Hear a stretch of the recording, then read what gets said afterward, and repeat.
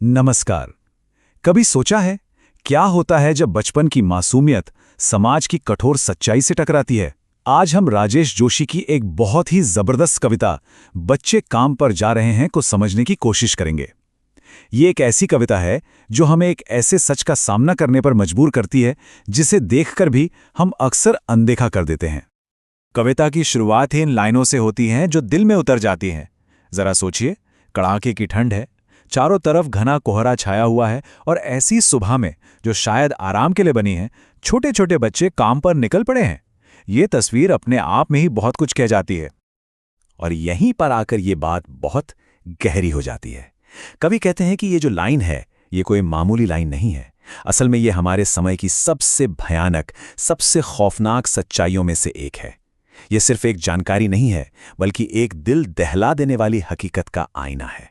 तो सवाल यह है कि कवि इस खौफनाक सच्चाई को हम तक पहुंचाते कैसे हैं? चलिए अब कविता की सबसे बड़ी खूबी को समझते हैं।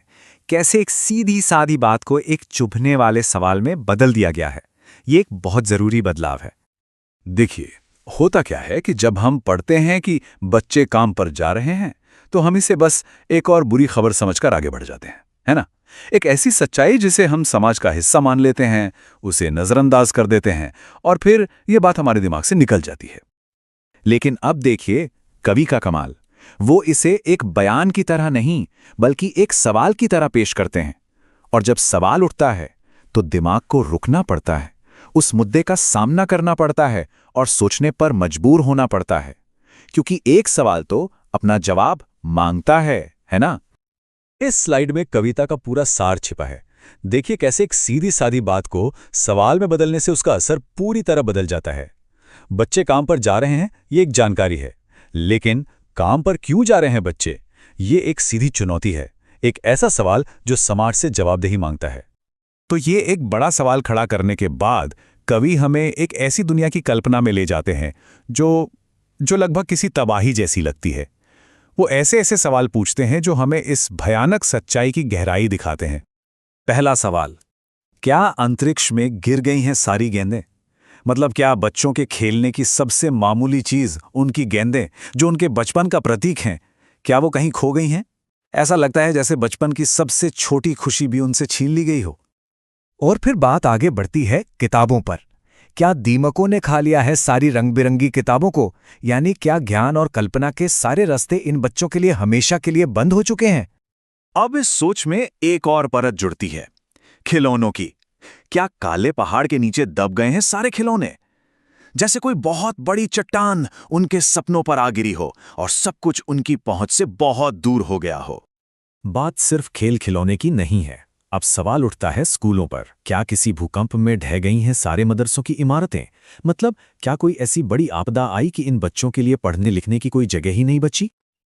और आखिर में सवाल आता है उन जगहों का जहां बच्चे खेलते हैं, बड़े होते हैं। क्या सारे मैदान, सारे बगीचे और घरों के आंगन सबके सब अचानक खत्म हो गए हैं? ऐसा लगता है मानो कवि पूछ रहे हों कि क्या बचपन की पूरी दुनिया ही तबाह हो गई है? लेकिन यहीं पर कविता एक ऐसा मोड़ लेती है जिसकी हम उम्मीद नहीं करते। असली खौफ इन सवालों के जवाब में नहीं है, बल्कि कहीं और ही छिपा है, एक ज्यादा परेशान करने वाली सच्चाई में। कवि खुद सोचते हैं, तो फिर बचाई क्या है इस दुनिया में? कितना भयानक होता अगर ऐसा होता। वो कल्पना कर रहे हैं कि अगर सच में ये सब चीजें खत्म हो गई होती तो दुनिया कितनी डरावनी होती। पर असली कहानी तो कुछ और ही है। और उस असली कहानी को समझने के लिए एक शब्द जानना जरूरी है, हस्बे मामूल। ये एक फारसी उर्दू का शब्द है जिसका मतलब है जैसा था वैसा ही। मतलब सब कुछ अपनी जगह पर है, कुछ भी बदला नहीं है, सब कुछ बरकरार है। और यही है कविता का सबसे बड़ा और चौंकाने वाला सच। असलियत यह है कि कुछ भी खत्म नहीं हुआ है। बच्चों के खेलने की गेंदें वो अपनी जगह पर हैं, रंग बिरंगी किताबें भी मौजूद हैं, खिलौने भी हैं, स्कूल भी खड़े हैं और बगीचे और आंगन भी वैसे के वैसे ही हैं। सब कुछ हस्बे मामूल है।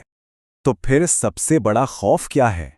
खौफ ये नहीं है कि बचपन की दुनिया खत्म हो गई है। सबसे बड़ा खौफ तो ये है कि बचपन की दुनिया तो मौजूद है, सब कुछ है, लेकिन इन बच्चों को उसमें जाने की इजाजत नहीं है, दरवाजे उनके लिए बंद हैं।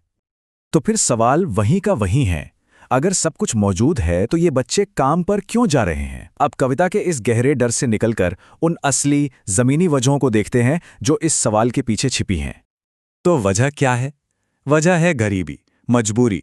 उन्हें काम करना पड़ता है अपना पेट भरने के लिए, अपने परिवार का पेट पालने के लिए, अपने भाई बहनों को संभालने के लिए, या फिर बस तन ढकने के लिए एक कपड़ा खरीदने के लिए। ये वो बोझ है जो किसी बच्चे के कंधों पर कभी नहीं होना चाहिए। और इसीलिए ये सिर्फ एक कविता नहीं रह जाती, ये एक वैश्विक हकीकत बन जाती है। दुनिया की हजारों सड़कों पर आज भी इसी वक्त बहुत छोटे छोटे बच्चे काम पर जा रहे हैं। तो अब हम इस कविता के सफर के आखिर में हैं। चलिए उस एक आखिरी और सबसे ताकतवर संदेश पर सोचते हैं जो ये कविता हम सभी के लिए छोड़ जाती है। कविता की आखिरी लाइन कहती है, इसे एक बयान की तरह नहीं, बल्कि इसे सवाल की तरह लिखा जाना चाहिए। काम पर क्यों जा रहे हैं बच्चे? और ये सवाल सिर्फ कवि का नहीं है, ये सवाल हम सबका है। एक ऐसा सवाल जो आज भी हवा में गूंज रहा है और अपने जवाब का इंतजार कर रहा है।